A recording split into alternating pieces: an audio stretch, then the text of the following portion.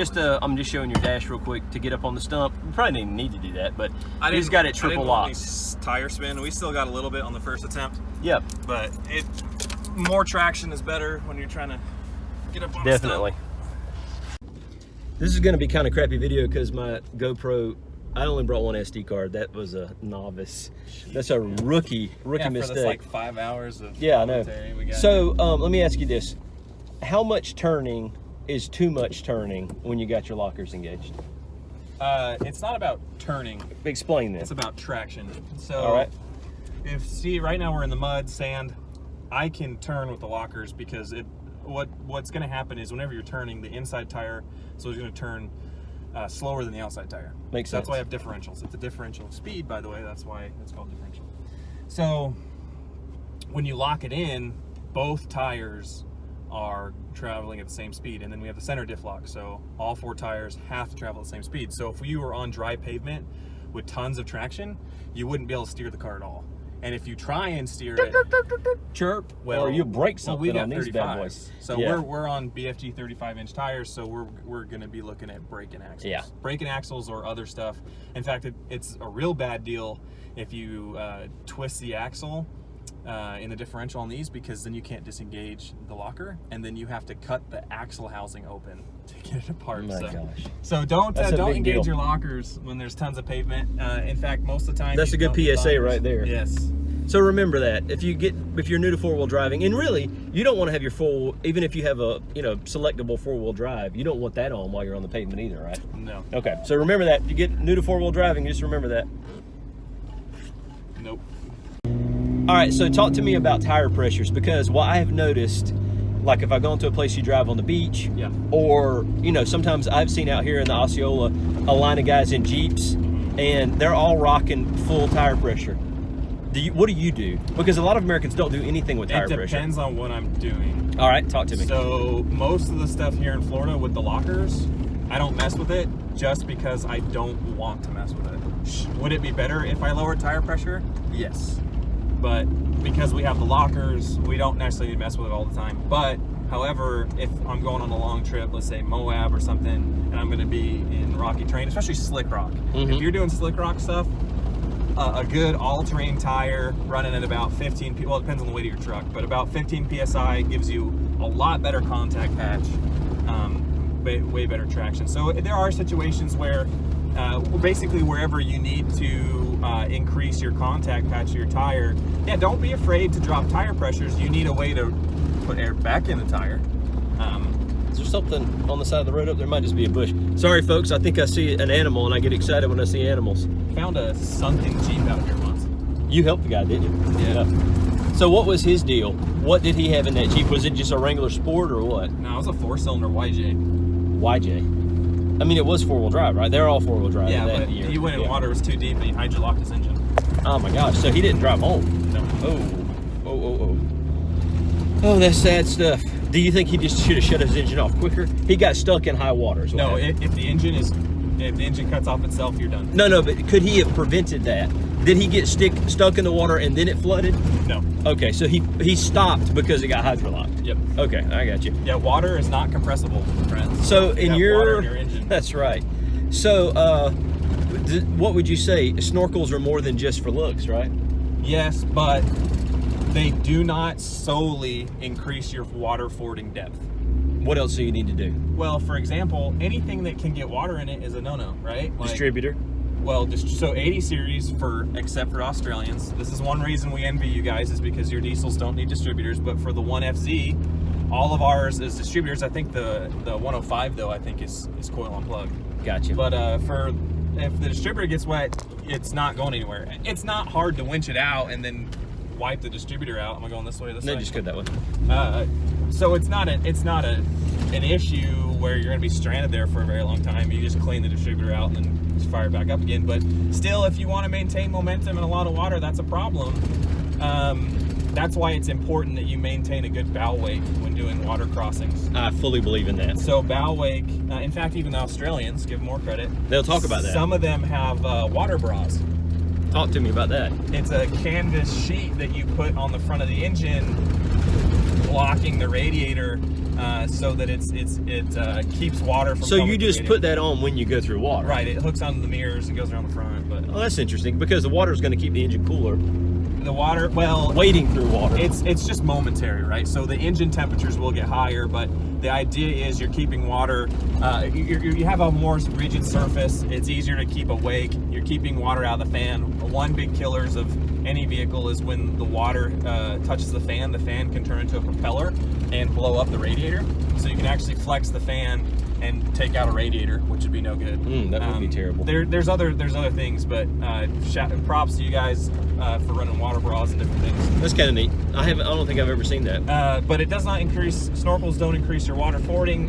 You got to take into consideration your axles, your transmission, your transfer. Well, I mean, tapes. you get extended diff breathers and stuff like that, right? Yeah. So I run the ARB diff breather. If I had to do it again, though, I'd probably do Piranha. Where do you have them mounted right now? Just to the firewall? The highest point in the firewall. Gotcha.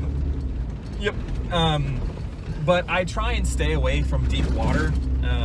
If you have to do it, you have to do it on your trip. But I want to keep water outside the car. I know, like, if, for example, if you go watch the Venezuelan guys do Overlanders Experience here in Florida. Oh, they go through. They have 4-inch, 6-inch FJ80s on like 37s or bigger tires, and they've got water up to the freaking belt moldings. I'm like, oh my gosh, you guys. And they'll get that much in the vehicle. Yeah. So I'm from out west. I'm from Utah. I'm not so much into the mudding thing. I think it sucks to clean. I do a thorough cleaning every time I wash my car. I put it up on roll stands and get it ready for the pressure wash. I'm a big corrosion nut. Like, my car can be fairly ugly, but corrosion is a no-go. Corrosion's got to go. Do you like any of those, like those protective films or anything? I am 100% against Z-Bar. So for those of you guys who live in cold weather states, Z-Bar is a sham. What is it? It's a rubberized coating they put under cars in snowy, salty states. Okay. The problem with it is anything that's silicone or rubber based, it's going to actually trap the moisture between that rubber and your body. So I don't use anything that's rubberized.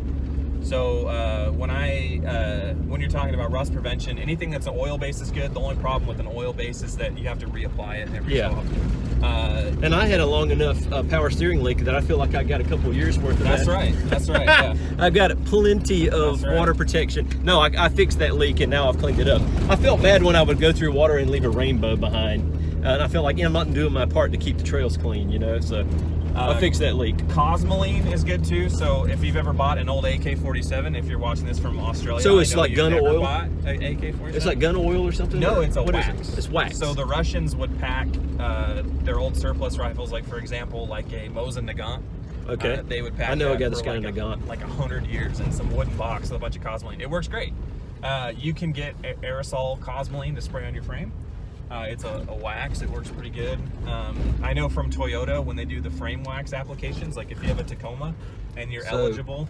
This takes us back that way. If you're eligible for the frame recall, what they do is they spray wax inside the frame. It's really good at inhibiting rust as well. But if you do have any rust, I like to neutralize it. And then right now, I'm a big fan of Pour 15. Of what? Pour 15. What is that? It's like a paint, but it hardens with moisture. So if you have any loose rust, you want to grind it off and then apply cleaner, because it's only going to work if it's clean. So use a wax and grease remover, and then you would apply a metal edge. And what the metal edge does is stops the rust. And then on top of it, you would apply the Pour 15. Which is like an armor shell. So you stop the rust and then you put an armor shell on it, and then as long as you did it right, you never have to worry about it rusting. And so, I mean, do you have to get in there and scrub the rust off, or that you're okay? You are. Yeah. So, but then after you take off the surface rust as much as you can with whatever, a wire wheel or whatever you're doing it with. Then you clean it, and then you apply those products. Yep. Okay, I got you. Mm-hmm. And then the only thing though about Pour 15 is it's not UV stable. So most resins and paints and stuff can withstand UV. So if you are using Pour 15, it's a good idea to follow it up with some type of top coat paint. So like put a clear coat on it? I would pick something color. So if you're doing like a frame, just follow up with a black. Yeah. Yep. Or if it's a painted surface, you're gonna follow a body color or whatever. Interesting. So. That's pretty cool. So we went off camera for a minute. We're talking on our way back in, and we started talking about fuel. So, what do you think? What you were saying, you only burn ethanol-free gas in your cruiser, and just for people that are not in the U.S., maybe explain what you mean by that. Okay, so well, and I guess I should preface, I try to only use ethanol-free. Yeah. If it's not available, it's not available. But here in the United States, all of our gas has anywhere from, our regular gas is anywhere from 10, well, I think it's about 10% ethanol, right? I think so. I think It seems I've like seen it can be 15 higher. some places, but Oh, no more than 15. Old mail carrier Hilux Surf. That's Yep. crazy. I don't know if you can see it back there. Oh well. All right, go ahead. So, and so why do you care about not running ethanol in the cruiser? Okay, so first off, when this truck was built, there was no ethanol. No.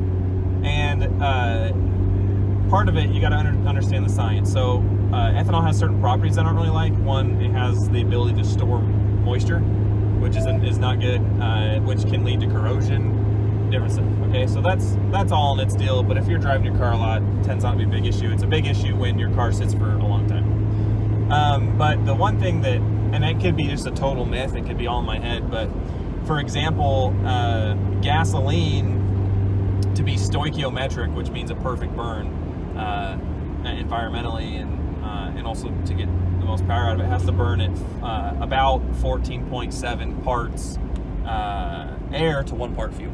Okay. So we calculate it on a molecular level. So it's I think it's really 14.69 or something, but we round up to 14.7 parts air to 1 part fuel. Well, ethanol has to have a much lower, or I guess I should say a much higher fuel count per air count, because ethanol, and I'd have to look it up, but it's something crazy, like I think it's less than 10. It's like 10 or not 9 parts fuel to 1 part air. And are they having to do that's the octane on ethanol is way lower too, right? I mean, E85 octane is has separate. nothing to do. Okay, this is a different thing. All right, go ahead. So, and I'd have to look it up on my phone, but you did just look up what the stoichiometric ratio is for ethanol. Gotcha. So anyway, so for example, this vehicle was built based on the theory of 14.7 to 1. Well, when you add 10% ethanol to get a perfect burn, you have to run more fuel. More fuel that this car is probably not, the computer is probably not putting into the system. I got you. A newer car is smarter that way, but with the old auction sensors on this, and it doesn't have an alcohol sensor. They don't even work. Yeah. So, anyway, I think ethanol free is better for older vehicles that just weren't designed to run ethanol gas. So on newer cars though, like even flex fuel vehicles, they have alcohol sensors. They can calculate how much alcohol or ethanol is actually in the fuel and change the fuel mixtures based on that map. They get pretty advanced, but for this old stuff, I rather run ethanol free and better range, better mileage.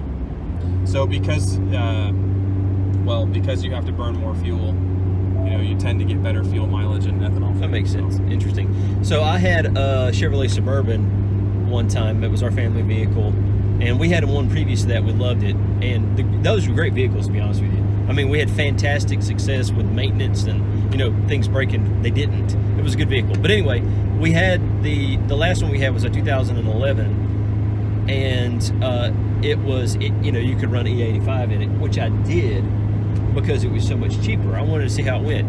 We didn't get nearly as good gas mileage. No, not which at was all. Interesting, and it was so poor compared to the gasoline that the price difference was offset. Yes. Like it ended up being more expensive to run ethanol in that vehicle than if we had just gotten gasoline and paid a higher price. Yes. But in the state of Florida, you can get a license to make your own ethanol for fuel purposes. Moonshiners. Yes, but then you have to immediately denature it. You're subject to inspection. People can show up at your barn or whatever and see if you're following the rules. And man, I was researching that so hard that my wife finally had to put her foot down. She was afraid I was going to burn down the barn, the whole neighborhood.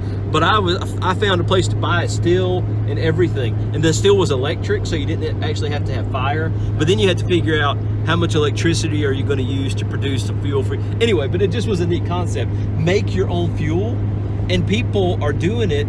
You don't even have to get corn. You can go to a sawmill and get scrap wood pieces, and you can get enough fermentation out of that to make fuel. It was interesting. It was interesting. Believe it or not, corn is actually not the best source to use for that. Oh, I believe it. I believe it. Tell me why. I forget exactly what the ratio is, but it takes a lot more corn to produce an X amount of ethanol versus sugarcane. That makes total sense. The sugar content's higher. And not moss, but algae. Algae is really high. Yep. Yeah, so there are better sources for harvesting ethanol. The higher carbohydrate, the better, I guess, right? I guess. Yeah, makes sense. But here in this country, we have an abundance of corn. Yes. So, old George W. Is that what this is about? This is where it started. Yeah. So signed the ethanol bill, and at that time, his reasoning was to offset our foreign dependence on oil, to stop buying it from the Saudis, and get it ourselves. Well, so we would offset that dependence by putting ethanol into our fuel source. But it's really a drop in the bucket, isn't it? It is. Yeah. Okay. Yeah. So fast forward to now, we've almost totally gotten, as far as I know, almost totally gotten rid of our dependence with our offshore drilling in Alaska and off the Gulf Coast. That, a lot of our fuel doesn't even come out of the Middle East anymore, and then the ethanol just has kind of stayed up. Now, what was supposed to happen, but what hasn't happened, is that percentage of ethanol content was supposed to rise. But that hasn't. I don't think it ever did. Interesting. So, side point. This made me think of it, but biodiesel. I think that's kind of cool. I knew a guy that had a diesel Volkswagen Beetle, and he made the conversion for biodiesel, and he was going around he had deals. So in America, fast food places or places that fry food, they have to dispose of their cooking oil, and usually you pay for that service. So he made a deal with these people, and instead of having to pay for it, he would come collect it for free. Yeah. And then he was basically, if I understand correctly, he didn't have to do much to it other than run it through a filter, a screen. There's some process, and I don't know exactly how that's done. So do you have to thin it out or something? Or? Oh, well, it definitely has to be filtered. You have to filter all your French fries out. No, I mean, like, do you have to make the viscosity less somehow? Or? The viscosity of diesel is pretty high. Is it? Yeah, okay. It's pretty oily. I forget what you have to do, but you have to really maximize that heptane. And I don't know how that process works. I've never been interested in an additive or something. No, I don't think it's an additive. I think it's just a process that they do to change the molecular structure of it somehow. Yep. Interesting. So it was on Amazon for a long time, or for a while, but there was a group of kids who had a Land Rover Defender from Australia, and their idea was to drive from Australia to either the UK or Germany, I forget, somewhere in Europe. And what they did is they pulled a trailer, and the only thing on the trailer was this machine that made biodiesel. And they'd bring all their concert equipment, and they would throw concerts in these small towns, and they said the entry price is you bring us oil, like vegetable oil, or they even made biodiesel out of like camel fat and like some other stuff. That's really cool. And then I stopped watching it. I couldn't personally handle their personalities or their knowledge of vehicles. But does that bother you as somebody that understands vehicles so well? Sometimes. You're just tolerating me right now. You're probably ready to drop me off. No. I'm just kidding. No, there's some people though that think they know what they're talking about, but it hurts sometimes. Anyway, but there are a lot of great guys out there that know what they're talking about. But anyway, so I thought it was a neat idea. I mean, you'll have to go find it. I don't know if they ever made it or not. I'll find it. That's interesting. I just want to see what they did. So an old Land Rover Defender's kind of awesome too. Where that square body's coming out, take a right. Okay. Man, I love square bodies. Is that a Ford or is that another Chevy? That's a Chevrolet. It's a Chevrolet. Chevrolet K10. That's a good one right there. Manual locking hubs. Yeah, buddy. Simple setup. Still on the road. Okay, so we're almost back to my place. Chris is gonna drop me off. But so if it wasn't a Toyota, what would you go to? And obviously, it seems like, well, first of all, if it wasn't a Land Cruiser, what Toyota would you want? That's hard. I was not prepared for that one. All right, let's go back to the other one. If it wasn't a Toyota, what would you get? If it wasn't a Toyota, I would have a square body, hands down. Square body Chevrolet. Okay, modern vehicle too. Modern vehicle? Like right now, if you went to buy, Okay. let's just say 10 years old or new. Okay, so if I was Would you buying go a for? brand new car, Okay, yeah. it would be, surprisingly enough, a Ram Powerway. Solid axles. Yeah. I like that choice. Solid axles, diff locks, it comes factory. I think it's the only vehicle I've ever seen come in factory with a worn 12,000 pound winch. You get it That's at the right. dealer. And it's behind the factory bumper. Yeah. That is cool. Yep. You take it back. Solid axles. The engine's pretty decent. That's 6.4 liter. It's behind an Aisin transmission now, I believe. I could be Is that wrong. like an 8-speed transmission? Aisin's a Japanese. We use Aisin a lot for Toyota stuff. Yeah. I see that name a lot. Yeah. So a good truck. I'm not a huge Chrysler guy, but it's a very capable. Very capable. Where are we on? Well, just somebody's trash is all out in the middle of the road here. Yeah. The world is a trash can. In Florida, it is. Yeah, probably they were going to the dump, or you know what? I noticed. I think that they call it the tip in Australia. Is that what you guys call it, the tip? I mean, it must be because they tip it up. You're just gonna go straight. And by the way, it's called a bird. It ain't a budgie. That doesn't even make sense. It's called a bird. No, but I think that's about a cracker is not a biscuit. Like a biscuit, like come to the South, like a nice like Bojangles biscuit, like or like biscuits and gravy. That's a biscuit. So somebody. Cracker's a cracker. Right here. No, straight ahead. I'm sorry. Somebody asked me recently, because I did some of those cooking things. Somebody said they wanted to see me make biscuits over the fire, like real legit. I said, okay, I can do that. That'll be fun. Yeah. I can make them right in the cast iron pot. And then after that, somebody put underneath that comment, and grits. What do you think about grits? So grits is actually only a Southern thing. If you go anywhere outside the South, you will not find grits. If you don't know what grits are, I mean, they're not very good by themselves. They're good after you put butter. And sometimes people put cream or cheese in When them. I was a kid, we lived in North Carolina for a look while. right And the one thing I inherited from living in North Carolina is I love plain grits. I don't like butter. I don't like anything. I just like it plain. And I don't know why, but it's something about that and a raw tomato with salt on it. I don't know. That's what I inherited from living in North Carolina. Wait a minute. That's two separate things, or you put them all together? No, two separate things. Okay, I do. Just North Carolina. So, when I was a kid, I grew up in Georgia mainly, but my grandmother would slice tomatoes with dinner. Yeah. And we would have, salt and pepper, but also a little bit of mayonnaise. That's weird. It is weird, but it is good. Mayonnaise is horrible stuff for you, but it's, it is kind of good. I do that sometimes still. My wife makes fun of it, but, so be it. All right, so, okay, what about after a Ram? Okay, what if you wanted an SUV? What if you wanted to get, because, a wagon, whatever you guys call them in Australia. What would you get? They're wagons. Yeah, I'll agree with that. In the States. In the States. Brand new. Brand new. What would you get? I'm gonna make a guess. I can't pick a Toyota. Nope, no Toyota. Well, no. I'll just, you pick a Toyota if you want to on this one. And money's not an option. Nope. I would do a 200 series. If I knew that was coming. What do you like about them so much? Because here's what I think. They're reliable. I love them, but it seems like there's a whole lot of electronics that could go wrong that you cannot fix. Last time when I was so I used to be a Toyota technician before I You worked could for fix Toyota. it. Well, so I remember last time I was still working on Toyotas at the dealer. I worked at a dealer, Toyota Bountiful in Bountiful, Utah. I'm trying to remember last time I did a health check on a landcruiser. I want to say it had something like 70 computers. And I'm not even joking. That's and what I'm talking about. 2016. But that's scary to me. It's fairly robust. I mean, so what are the fail points for 200 series that are common? Or are there any common ones?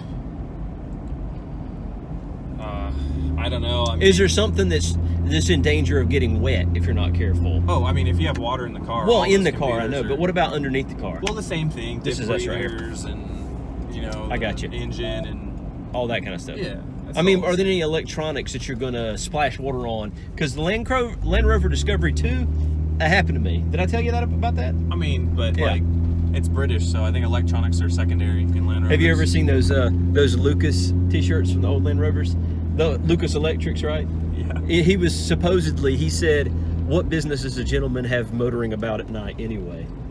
Like, why do you? This is us right here. It's so true. I love that. I love that. I used to have a T-shirt that said that when I had the old Range Rover Classic. That thing was a beast, though. By the way, that was an awesome vehicle. No electronics. Yeah, no electronics. Rovers and electronics is like pickles and peanut butter. So, what do you think about this new Defender? Are we going to see a lot of issues, or people going to grow to love it? All right. So the only thing I'm giving it credit for is the ballast type suspension. If you listen to the Overland Journal podcast, you got Matt Scott and Scott Brady. Scott. Anyway, they love the thing when they did a thing with Rover on it. One thing that's cool is that it has a lot of, it can support a lot of weight on the roof, which is good. I'm not gonna go buy one. I'm just gonna say that right now. But I'm a nostalgic guy. Yeah. So all of my cars are old. I have an '89 Blazer. I've got an '06 supercharged Scion TC, which is a Toyota, by the way. Scion. We never even talk about Scion. No, we didn't. Are those only in America? Only in the U.S. Yeah. Yeah. They don't have a counterpart somewhere else. No. Interesting. And it's dead now, so they're not even here anymore. And then the landcruiser. So all my stuff is old. Back in the 80s and 90s, Toyota had a relationship with Chevrolet. Yes. Geo, right? Yeah. So all that comes from Numi. Are you familiar with Numi? Not really. Explain what you mean. So Numi is a manufacturing plant, I think in Fresno, California. Okay. So GM was building vehicles out of Numi for a long time. So at some point in the 90s, we shared the plant with GM. Okay. And then we shared it for a while. So yeah, so like you said, Geo Prism is the same thing as a Corolla. Right. And then Pontiac Vibe in the Matrix. Yep. And then there were actually quite a few components, believe it or not, that were shareable between the Colorado and the Tacoma. So when we were building Tacoma in the early 2000s, 05, 06, 07, there were actually a lot of Delphi and AC Delco parts that were on those cars. In the same time that was going on, Mazda and Ford were doing it. Because I remember Mazda had trucks in the U.S. that was a Ford Ranger with Mazda logos on it. But Mazda was a little bit more because they had a merger. Okay, it's a different animal. Yeah, Okay, we just shared the one plant. So we don't have any Toyota doesn't have any relationship with Chevrolet anymore, right? Not like that. Not like that. Okay, no, so what happened to Numi is GM ended up pulling out. And actually, if you research Numi, it tells you a lot about Toyota philosophy. How do you spell Numi? Nummi or something like that. I gotta check it out. I don't know much about it. Nunmi. It's a UAW plant. Interesting. Okay. Anyway, so talking about Toyota culture. If you haven't talked or haven't learned about Toyota culture, it's insane. And you have to start with Dr. Deming. So Dr. Deming was a doctor from the United States that after the war went over there. And then helped build a lot of their, at least industrial philosophy. So we have the Nobel Prize. They have the Deming Prize there. So his philosophy was a lot better received there than it was here, and that's what created a lot of the a lot of the Japanese culture that made it a manufacturing machine and quality machine in the 90s. Yep. So if you want to study Dr. Deming and the Toyota Way and all that stuff, there's great books, there's great resources there. And honestly, those principles now, what Toyota did and also Motorola combined is called Lean Six Sigma. Have you heard of it? Yeah. I mean, and so a lot of that comes it's from amazing. Deming. It comes from him. It comes from him, yeah. So circling back around to Numi. Yep. So General Motors said, listen, all of these union workers are trash. We are because they count production percentage, like how efficient are we? We have this many workers that we can work this many hours. How efficient are they? They said it's trash. We're giving you the Just a real quick note. These are the opinions of Chris Westmoreland. No, I'm kidding. This is not your opinion. General Motors. General Motors. So okay. and according General Motors, according to whoever wrote the story that I read. Okay, go ahead. But they sold Toyota, or they told Toyota, here's the plant. I don't know if we bought it from them or whatever, but they ended up pulling out. We stayed in the plant, and they said fire everybody and then build your own workers. And Toyota didn't fire anybody. So what did they do differently? So GM said it was the workers. Yes. Toyota said it's not the workers. Right. It's the process. It's the process. I love it. So Toyota is famous for just-in-time manufacturing. Yes. And which is they'll stop the whole production line. And most companies think they're losing tons and tons of money, but we have a much higher quality control in manufacturing. Because anybody that works there can say there's a problem. Line. Right. Yep. They pull a cord, stops the entire line. And then they fix the problem, and they don't have a recall later. Right. Yeah. Yep. So we changed the process. We through our culture, or through Toyota's culture, trained all the people, and then it became one of the highest producing plants in North America for a long time. And then now Tesla has it. Oh, they had that plant? Mm-hmm. Interesting. I wonder how many of those Toyota workers stayed there. I bet you a lot. That's interesting. I don't know. All right. Well, man, I'm ready to prop my leg up because it starts hurting after a little while. But hey, thanks for coming to get me. And oh, she's finally calling you? That's my mom. Oh, that's your mom. I don't need to answer my mom, just my wife. Yeah, I'm going to put this on YouTube. She doesn't even live in the same state. YouTube is She misses my, so to be fair, Mom, if you're watching, like the ratio of missed calls, like every time I call you, it's like a 10% chance you're going to pick up. So I don't feel bad. What's she busy doing? I don't know. Okay. Well, anyway, so Chris, I'm going to link your social media. So you're on Instagram and YouTube and Facebook? Yeah, it's kind of messy right now. On YouTube, it's Chris Westmoreland. I'll probably change it at some point. I'm not very good at making videos. That's a big decision. I've been thinking about changing mine, but I'm scared to now. And then like making a logo, that's a big decision. Because you're stuck with it, kind of, right? Yeah, definitely. Anyway.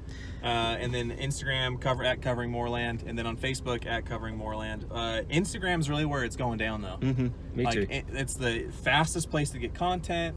And more content. There's a lot of content that makes it to Instagram that doesn't make it to the other two. Yeah. So. But anyway, so look for him. Thanks you for. I think it's been great to spend some time with somebody that knows Toyotas like you do, and also that has such strong, interesting opinions. I'm a very opinionated. It's my whole He is family. indeed. We're all he type is A indeed. personalities. That's all right. Anyway, I appreciate you coming and get me too and take me for a ride because I've been stuck in the house like crazy. So that's been cool. All right, bye. See ya. Thank you, man.